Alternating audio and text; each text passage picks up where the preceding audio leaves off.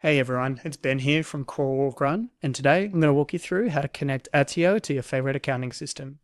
Now, first of all, why would you want to connect your accounting platform to your CRM in the first place? Well, one of the main reasons is improving your cash flow and speeding up the payments your customers are making. Bringing your accounting and invoicing related information into the CRM means that you can easily see which customers are up to date with their payments and which ones are falling behind. This might help you make decisions on the spot regarding who you do business with and the commitments you make to customers. It also means that you can be more natural and opportunistic with how you discuss payments with your customers. For example, your account recs might review the invoicing status in Attio prior to a coffee catch up with a client. So if you're a small organization or company with cash flow related concerns, this can be super important for you. Okay, let's have a look at how this is set up. Okay, so for this example, we're looking at an integration that has been built using Zapier, and it connects Attio to Xero, which is the accounting system that we use here at Core Run. You could also do something similar with another accounting platform, provided it had APIs that allowed this sort of a connection.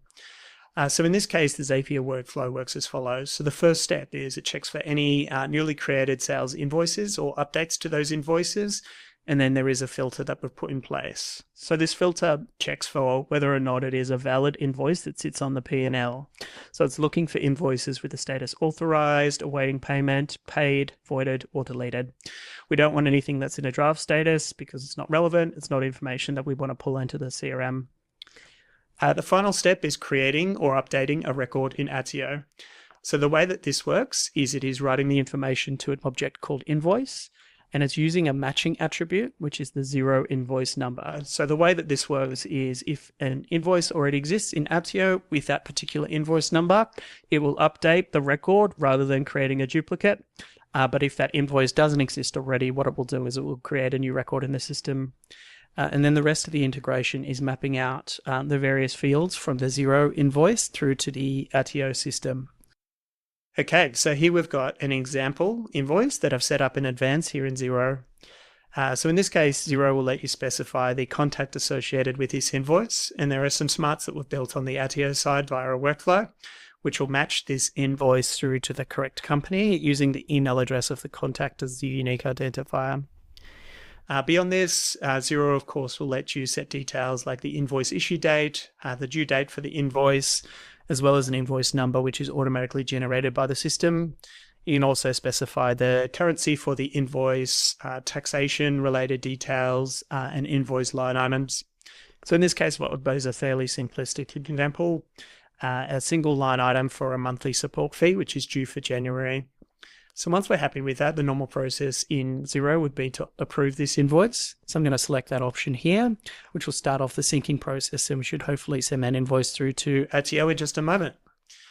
But in the meantime, I'm going to take a look at this particular view here. So you can see here that there's a history of all of the customers' invoices on this particular display here within the system.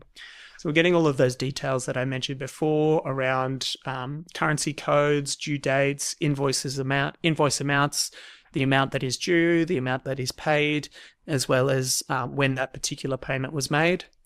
And beyond this too, we're also getting details around the payment status. So we can see here that there are a few invoices that are up to date with their payments, and there are others that are awaiting payment. And the new invoice that I just sent through is currently in authorized status. And if I jump back to Xero for a second and imagine that the customer has made a payment on this invoice, I can do that here by adding a payment in the Xero system. So I'm going to specify to pay the full amount in this case, and I'm going to use a fictional bank account to make that particular payment. So in just a moment, once that payment is made, the invoice status in Xero will update, and we should also see the status associated with this invoice that we just sent through update here in Attio as well. So the details that we're waiting for to change the amount that is due, the amount that is paid, and the fully paid date. And you can see here that those details have now updated, and this particular invoice has been changed in terms of its status and is now marked as paid. The other thing that this integration enables is an overview of our company's entire payment status and invoice history. So there are a few different ways that this could be done, but in this particular example, we're seeing details around the amounts that are owing, the average days to pay, and the overall payment status for the account. So in this case, we're flagging that crawl run has overdue invoices. So these sorts of things can be tailored to your individual organization based upon the way that you work and what's most important for you. But this is a really good example of what's possible within Attio and the way that this integration can help you improve your cash flow.